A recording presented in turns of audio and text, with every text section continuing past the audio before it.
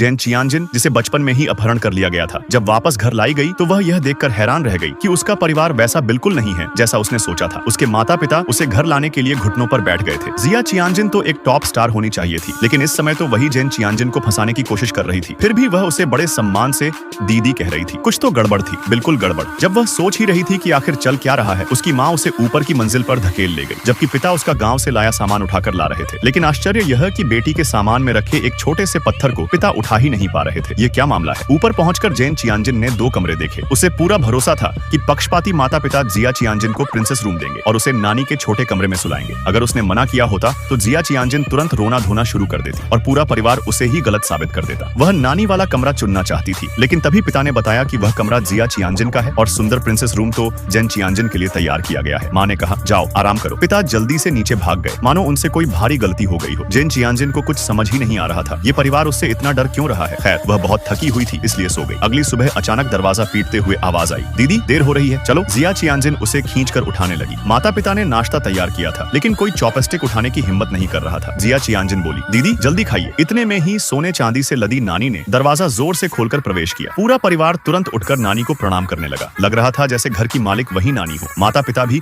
उससे ज्यादा डरते थे। जेन चियांजिन को बिल्कुल समझ नहीं आया कि यह परिवार किस तरह का अजीब नाटक कर रहा है। उसने गुस्से में हाथ पटका और कहा कि सब स्पष्ट साफ बताओ, क्या चल रहा है। जिया चियांजिन डर से कांपने लगी। माँ धीरे से बोली, हम हमेशा ऐसे ही रहते हैं, तुम बस अपनी बहन के साथ स्कूल चली जाओ। जेन चियांजिन कुछ समझ पाती इससे पहले ही माता पिता डर कर वहाँ से भाग गए। फिर कपड़े बदलकर उसे स्कूल ले जाया गया। लेकिन अजीब बात, नानी ट्रेन में नहीं बैठी बल्कि जिया चियांजिन के साथ लगी रही। स्कूल पहुंचकर जिया चियांजिन आखिरी बेंच पर बैठ गई। तभी नानी पानी का ग्लास लेकर उनकी तरफ आई। यह दृश्य जेन चियांजिन को किसी ड्रामा जैसा लगा। उसे लगा नानी जिया चियांजिन की कोई चापलूस बड़ी है जो दिखावे के लिए कठोर बनती है। लेकिन अगले ही पल नानी ने जिया चियांजिन के सिर पर उसकी किताब दे मारी। जल्दी जा, पानी लेकर आ, 45 डिग्री का गर्म पानी। जेन चियांजिन देखती रह गई। टीचर ने भी जमीन पर गिरी किताब उठाकर नानी को पकड़ा दी। जिया चियांजिन डर डर कर गर्म पानी लेने चली गई, लेकिन पानी 45 डिग्री का नहीं था, तो नानी ने उसे फिर डांट दिया और चुभो दिया। अब तो जेन चियांजिन पूरी तरह दंग रह गई थी। कौन सी अमीर लड़की इतनी डरपोक होती है? क्यों नानी का इतना रौब है? उसने सीधा सवाल पूछा, कौन सा अमीर घर है जहाँ नानी ऐसे हुक्म चलाती है? तभी किसी ने बताया, यह नानी नहीं, शेन परिवार का छोटा मालिक है। जेन चियांजिन स्तब्ध रह गई। हमारे घर में यह नया शैतान कब आया? जिया चियांजिन तुरंत उसे पकड़कर बोली, दीदी प्लीज मत पूछिए, वह बस पानी लेने गया है, उससे पंगा मत लीजिए। लेकिन नानी यानी शेन परिवार का छोटा मालिक और ज्यादा बदतमीजी पर उतर आया। जेन चियांजिन को उससे बिल्कुल डर नहीं लगा। उसने जिया चियांजिन से पूछा, जब से मैं इस घर आई हूँ तुम सबका बर्ताव अजीब है, तुम कुछ मुझसे छिपा रही हो, है ना? जिया चियांजिन बोली, ना नहीं। ठीक है, जेन चियांजिन बोली, तुम नहीं बताओगी तो मैं खुद पता लगा लूंगी। स्कूल के बाद जब वे घर पहुंचे, जिया चियांजिन ने देखा कि स्कूल के बाहर वही शेन परिवार की शानदार कार खड़ी है। शेन परिवार का बड़ा भाई उन्हें सबक सिखाने के लिए आ चुका था। और फिर ओह ओह ओह ओह, तुम यहाँ कैसे आ गए?